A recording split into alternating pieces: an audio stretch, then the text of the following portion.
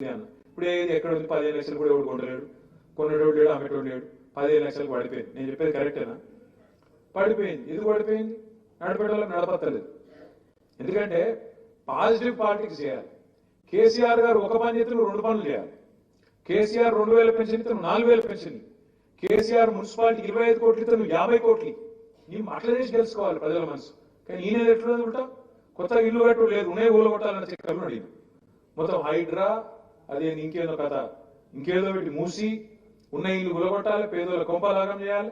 మొత్తానికి రాష్ట్ర ఆర్థిక వ్యవస్థను చిన్నాభిన్నం చేసింది. నిన్నగోక మనం ఇది చూడొచ్చు. కొత్తగా వస్తుంది అనుకున్న వృద్ధి కాదు, ఉన్న ఆర్థిక పరిస్థితి బాగాలేదు, 13,000 కోట్ల గాటా పడ్డదని చెప్పి పేపర్లలో మొన్న 4 రోజుల కింద వచ్చింది. ఎందుకు వచ్చింది? మరి ఎందుకు వచ్చింది ఈ పరిస్థితి? మంచిగా ఉరుకులు పరుగుల మీద నడుస్తున్న రాష్ట్రం, అభివృద్ధి బాటలో ముందు కురుకుతున్న రాష్ట్రం ఎందుకు ఒక్కసారి బ్రేక్ పడ్డట్టు అయింది? ఎందుకంటే నడిపేటోళ్ళ మనసు, నడిపేటోళ్ళ ఆలోచన విధానం, నడిపేటోళ్ళ ప్రణాళికలు చక్కగా ఉంటాయి, అన్ని చక్కగా ఉంటాయి. లేకపోతే ఈ అవసరాలన్నీ వస్తాయి. పట్టణ ప్రగతి, పల్లె ప్రగతి పేరు మీద టంచంగా జీతాలు వచ్చేది. నెలకు జీతం పడ్డట్టే నెలకు మంచిగా ఫస్ట్ వీక్లోనే మీకు అకౌంట్లో పైసలు పడుతుంది. నేను నల్లగొండ పోయినా, రైతు ధర్నా చేసిన వాడ వచ్చినాం. నల్లగొండ పట్టణం ఎట్లా మారిందో నాకంటే బాగా మా తమ్ముడు సైదిరెడ్డి ఉన్నాడా, మున్సిపల్ చైర్మన్. ఒకరోజు కేసీఆర్ గారు మా గ్యాదర్ కిషోర్ గారి ఇంట్లో ఏదో కార్యం ఉంటే ఆయనకు వచ్చింది.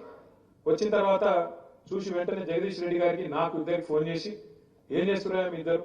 నల్గొండ టౌన్ అంత ఇంపార్టెంట్ టౌన్, జిల్లా కేంద్రం, ఇట్లా ఉంటుందా నాకు అర్థం కాదు. వెంటనే మీ ఇద్దరు పాదయాత్ర చేయండి, రేపు పోయి ఇద్దరు పోయి ఒక 5-6 కిలోమీటర్లు పాదయాత్ర చేసి మొత్తం ప్రజలను కలిసి ఏం కావాలో చూసిరండి అని చెప్పి నేను జగదీష్ అన్న తర్వాత ఇంకెవరు ముగ్గురం కలిసిపోయాను.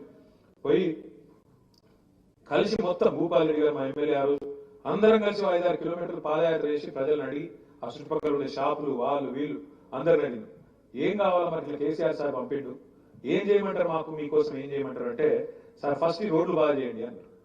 ఈ రోడ్లు మొత్తం మెయిన్ రోడ్స్ అన్ని మంచిగా చేయండి అంటే 700 కోట్ల రూపాయలతో నల్లగొండ టౌన్ ని చరిత్రలో గతంలో మంత్రులు, కాంగ్రెస్ ప్రభుత్వంలో ఉండే సామంతులు ఎవ్వరు చేయని విధంగా అద్భుతంగా 700 కోట్ల రూపాయల అభివృద్ధి నిధులతో బాగా చేసింది. నేను నల్లగొండ ధర్నాకు పోయినా మళ్ళీ అదంతా చూసుకుంటా పోయినా, అదే రోడ్లో మీకు చూసుకుంటా నవ్వుకుంటూ పోతున్నాం. మేము గతంలో మంత్రులు ఎవరు చేయలేదు, మనం చేసినాం అని సంతోషంగా పోయినాం. పోయి నేను వాపసు వచ్చిన లేదో ఆ మంత్రి గారు నా మీద తిట్టదండకం, వీడెంత బచ్చగాడు ఇచ్చగాడు ఏదో మాట్లాడారు. సరే పర్వాలేదు. ఆ మంత్రి గారి స్టేట్మెంట్ ఒక దిక్కు వస్తుంది, కింద ఇంకో వార్త వస్తుంది. ఏదిరా అని చూస్తే నల్లగొండ మున్సిపాలిటీలో అక్కడ ఉండే పారిశుద్ధ్య కార్మికులు, సఫాయి సిబ్బంది 4 నెలల నుంచి జీతాలు ఏమని ధర్నా చేస్తారు. ఒక గత గొప్పగా వారు అంటే తిట్టేందుకు, నోరు వారేసుకున్నందుకు ఎంతనో వారేసుకోవచ్చు, నోరే కదా. కానీ పని